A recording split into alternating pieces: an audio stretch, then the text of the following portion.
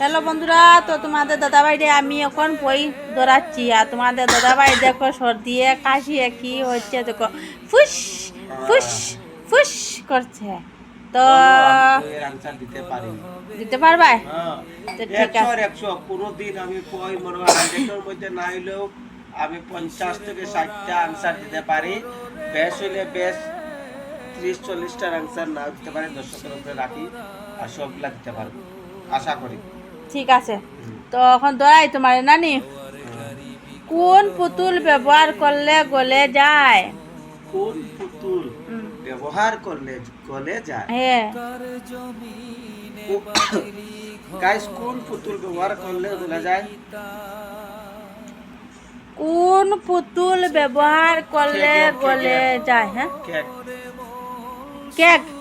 Cake দিয়ে পুতুল বানানো যায়নি না। কেক নাইনি। তার মানে প্লাস্টিক না, না, প্লাস্টিকেরও নাই। তার মানে ফ্যানের কথা বন্ধ করলে না গো, প্লাস্টিকেরও নাই।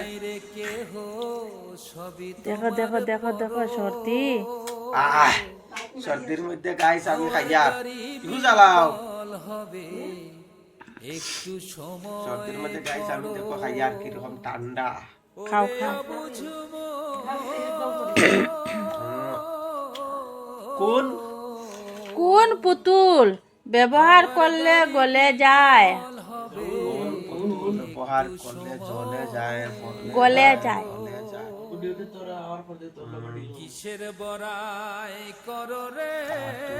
মানে জ্বলি যায় না নি? গলি যায়, গলি গলি যায়। যায়। তার মানে তো জ্বলি জ্বালাইলে তো জ্বলবো। আমি আমি একটা মাথা টানছি।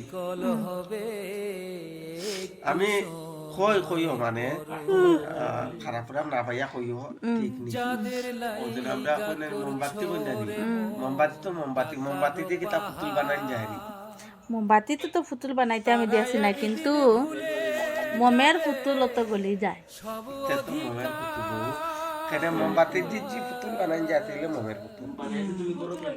ঠিক আছে, তোমার দাদা ভাই যার উত্তর দিয়া দিলাইছে বন্ধুরা। আর দেখো কাশি সর্দির মাঝে কিরকম ঠান্ডা খা রাতের বেলা।